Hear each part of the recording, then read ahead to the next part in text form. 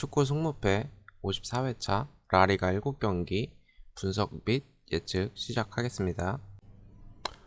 먼저 경기 분석에 앞서서 라리가에서 지금 지난 라운드 그리고 그 전 라운드까지 최근 3주 동안 라리가에서 총 4경기가 무승부를 나오고 있어서 이번 라운드에도 아무래도 무승부 경기가 많아질 것으로 예상이 됩니다. 먼저 첫 번째 경기 발렌시아 대 아틀레틱 빌바오고요.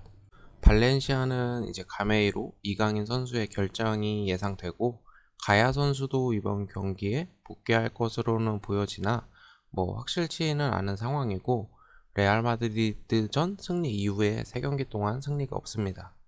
발렌시아는 이제 4-4-2 포메이션을 기반으로 역습 위주의 경기 운영을 하고 있고 세트피스 수비에서 약점을 좀 자주 보여주고 있습니다. 아무래도 가메이로와 이강인이 명단에서 빠지면 공격적인 옵션이 조금 줄어들기 때문에 단조로운 모습을 보여줄 가능성도 보여집니다. 빌바오는 이선의 이냐키 윌리엄스, 무니아인 이런 선수들의 속도와 활발한 공격력에 강점이 있는데 마무리에서 아쉬운 모습을 보여주고 있습니다.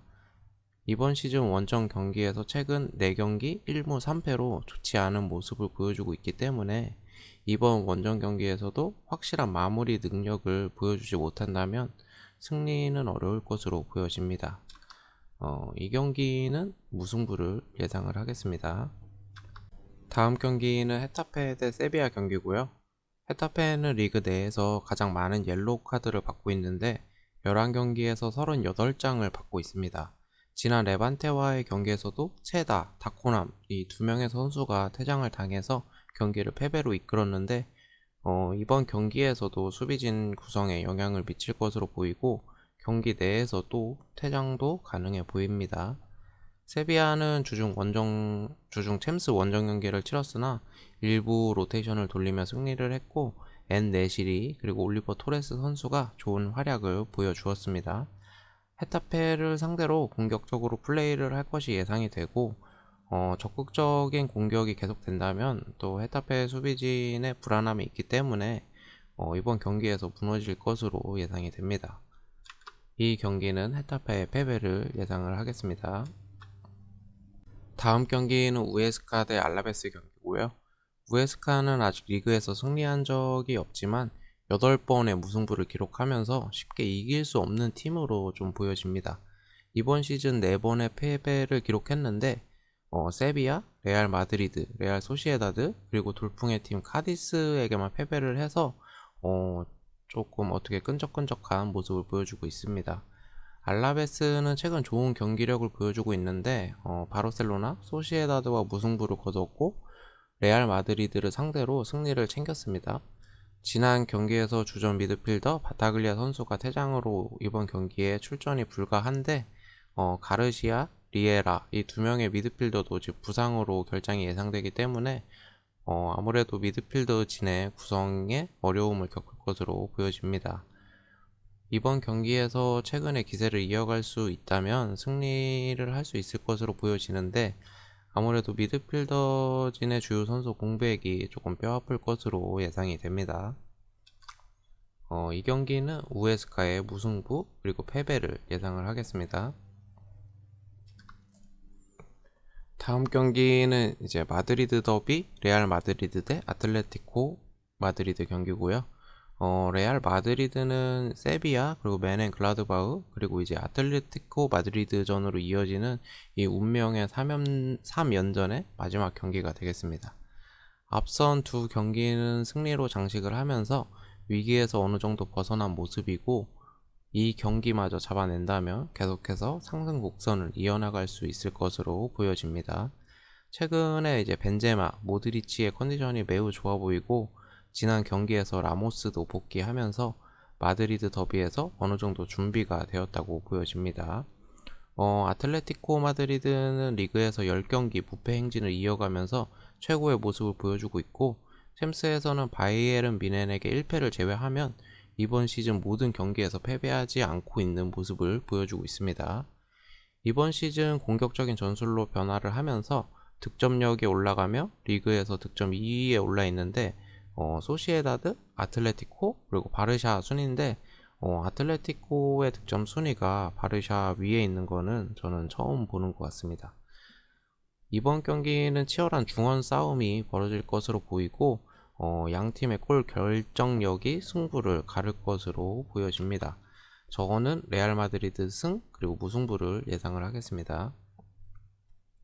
다음 경기는 소시에다드 대 에이바르 경기고요. 소시에다드는 주중에 유로파 원정 경기를 펼쳤고 또 중요한 경기에서 무승부를 따내며 유로파 리그 32강 진출에 성공하였으나 날씨가 또 비가 많이 왔고 아무래도 주축 선수들 대부분이 뛰었기 때문에 체력적인 문제가 분명히 있을 수 있을 것으로 보여집니다. 최근 유로파 일정을 병행하면서 다소 주춤하는 모습을 보여주고 있어 이번 경기도 쉽지 않을 것으로 예상이 됩니다.